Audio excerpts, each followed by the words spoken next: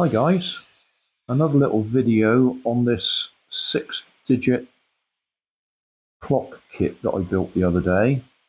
It's supposed to run on 5 to 12 volts, so I thought, yeah, we should be able to run that off a USB supply. So I was looking around if I've got any USB sockets that I could solder on there to replace that 2-screw terminal. This comes out of a vape, but unfortunately I can't just desolder it off that circuit board and put it straight on there because of the way that the USB-C pins run.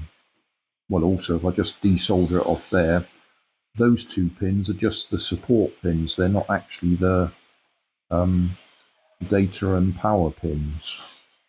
Anyway, what we have on here is a chip inside the sensor there that actually does the charge control for the vape battery. So the wires that I've got going down there would go to the battery. So instead of being a 5-volt supply, it actually drops it down to the 4.1 or 4.2 volts maximum for the LiPo battery. So we're actually running it on, I measured it just now, 4.1 volts. So even though it says 5 volts, it's running on 4.1 volts. That little component there that looks like a transistor is actually a voltage regulator, and that would drop whatever goes in there down to about 5 volts to run the rest of this. So we're giving it slightly less than 5 volts and it is still running. So I'm quite pleased with that.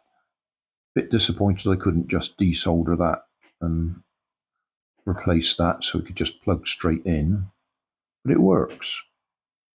In fact, this is a bit overcomplicated. Got LiPo batteries in there out of vapes, going through a regulator that changes the, I think they're in parallel. So it's only maximum 4.2 volts coming out of there, going through a step up circuit to make it 5 volts going out there, coming in there at 5 volts, going through the regulator in the sensor there, back down to 4.2 volts into there. Whereas if we just had a vape battery direct, or 2 in parallel, it would run anyway, but there'd be no control over running the battery right down. You need some sort of regulator in there to switch it off when the battery power drops down too low. Making that sound complicated. Well, this is ridiculously complicated for what we actually want. We just want a 5 to 12 volt supply to keep that running. Hey, thanks for watching. There's plenty of videos on my main channel with more added daily, so don't forget to subscribe and enable the notifications to keep you up to date with my new releases.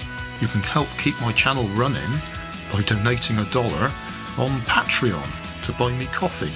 You can always find more information in the video description. Thanks again for watching.